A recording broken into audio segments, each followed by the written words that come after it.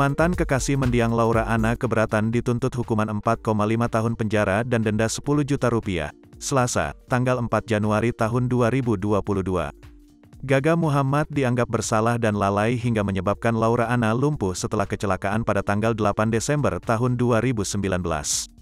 Gaga Muhammad akan mengajukan pledoi atau nota pembelaan setelah dituntut jaksa. "Saya ajukan pledoi dan saya serahkan ke kuasa hukum," kata Gaga Muhammad di ruang sidang.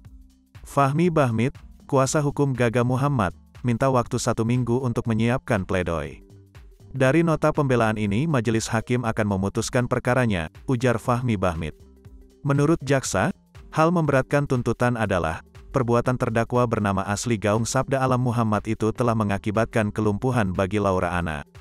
Korban Laura Anna juga kehilangan produktivitas sebagai selebgram, kata jaksa di ruang sidang Pengadilan Negeri Jakarta Timur, Selasa siang.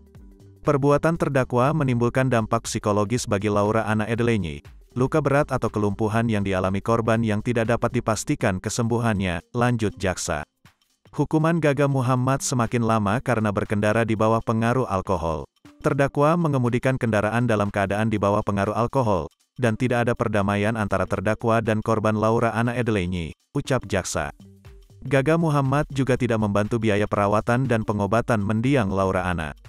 Yang meringankan, terdakwa bersikap sopan di persidangan, menyadari dan menyesali perbuatannya, dan terdakwa belum pernah dihukum untuk kasus pidana lainnya, kata jaksa.